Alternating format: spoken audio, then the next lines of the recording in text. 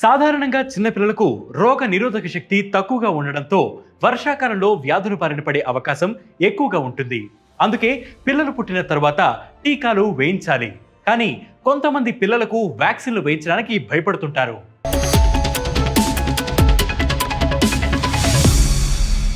నిజానికి హానికారక సూక్ష్మ క్రిముల నుంచి మన రోగ నిరోధక వ్యవస్థ ఎప్పుడూ కాపాడుతూనే ఉంటుంది. కానీ కొన్నిసార్లు సూక్ష్మ క్రిములు రోగ నిరోధక వ్యవస్థను అధిగమించి తమ ప్రతాపాన్ని చూపవచ్చు. వాటిని ఎదుర్కోవడంలో టీకాలు సహాయపడతాయి. టీకాలు సురక్షితంగా ప్రభావవంతంగా ఉండేలా రూపొందిస్తారు. అయితే టీకాల తయారీలో ఉపయోగపడే యాంటీజెన్లతో పాటు చిన్న మొత్తంలో ఇతర పదార్థాలను కూడా వాడతారు. కొంతమంది వ్యాక్సిన్లో ఉండే మెర్క్యూరీ, అల్యూమినియం వంటి పదార్థాలను చూసి ఆందోళనకు గురవుతూ ఉంటారు. అయితే టీకాలో ఈ మొత్తం చాలా తక్కువగా ఉంటుంది. ఇవి ఆరోగ్యానికి ఎలాంటి హాని కలిగించవు.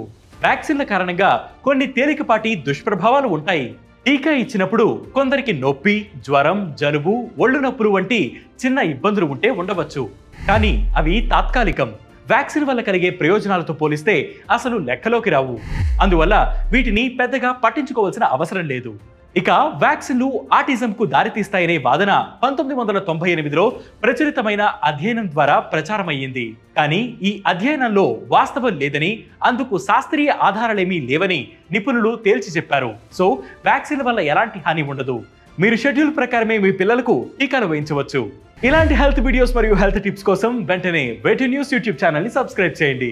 దాంతోపాటు వేటి న్యూస్ యాప్ ని ఫ్లిప్ చేయండి.